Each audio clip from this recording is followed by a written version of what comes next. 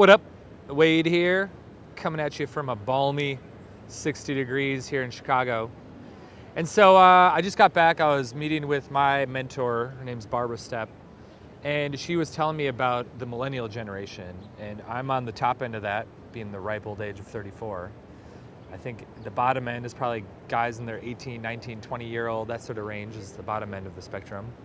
And she was saying how when she met a few of them at the start, she had kind of a negative view of millennials. And it was the typical entitled, I got gold stars growing up from my parents and I deserve the best, give me the best. Why don't I have the best? I'm loud and I'm all over the place and I want success right now. And so she had a negative view of that. Not realizing that, I guess more working with me as well as some of the other guys in the 3i crew that have come to some of the programs, some of her programs that I've brought them with, some of my employees. And she said, you know what, actually, I really feel bad for the millennial generation. I think they have more pressure than any generation ever. And so she's 78, she's seen almost, what is that, 7 to 8 different generations coming through, a couple decades of generations. And I think what that is it's the social media era, it's the internet, really kind of the global flatland.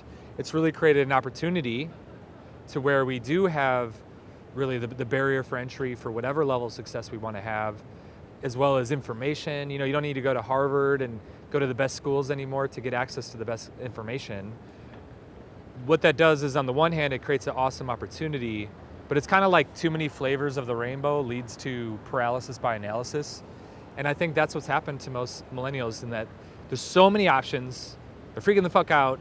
Then you have things like, you know, you don't get a job and you're in that job for 30 years and then you get a pension and you can just relax and settle down. I was talking to my girlfriend's actually a recruiter, and she was saying that if you don't move jobs within the first 2 years, it actually looks bad on your resume.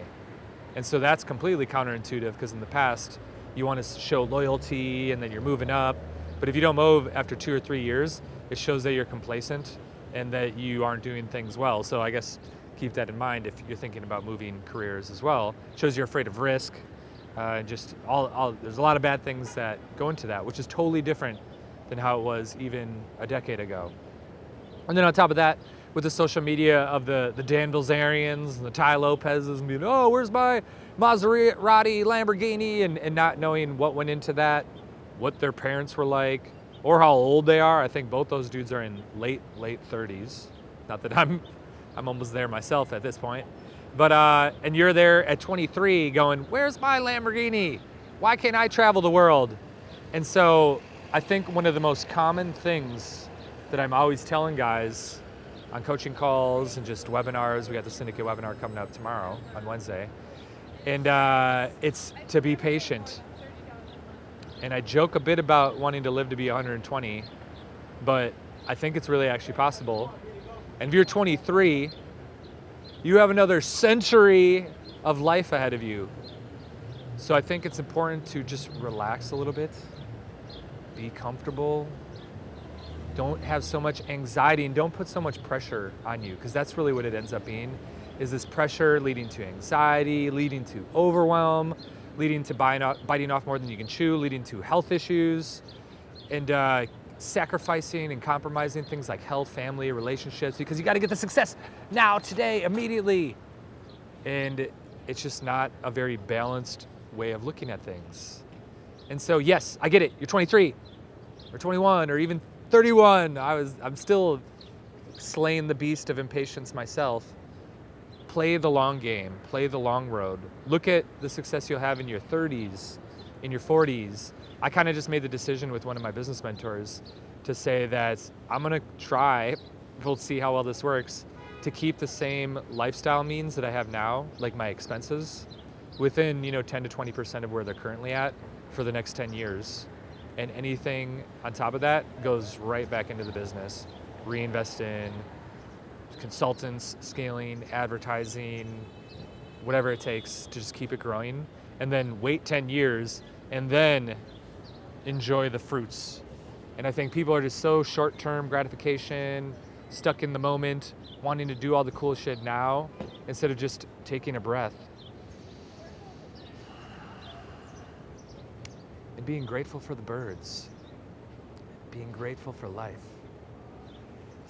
It smells good right over here, doesn't it? It's got some good Italian food in the background here, and just being a little bit more present. Quit being stuck in the future. What's next? What's next? What's next? Always stuck in the future. Be a little bit more in the moment. Be a little bit more present. Don't be so disassociated and always looking at what's the next step. Get a little bit more present, associated. That's, I think, one other thing too, without getting in ramble mode here, final point, is that with the digital smartphone and texting, there's not this physical contact and connection anymore, and just being in the moment with people. It's always like virtually, who's on Skype, who's on Snapchat, let me check this, let me check that, what else is going on here and there, leading to all of a sudden there's no just in the moment. It's always very disassociated, like out of body experience, and people aren't just like enjoying life anymore and just accepting what is. Accepting doesn't mean mediocrity, doesn't mean complacency. It means embracing all that is, as Eckhart Tolle would say, everything, nothing, the oneness. And that's the end of this rant. As always, enjoy.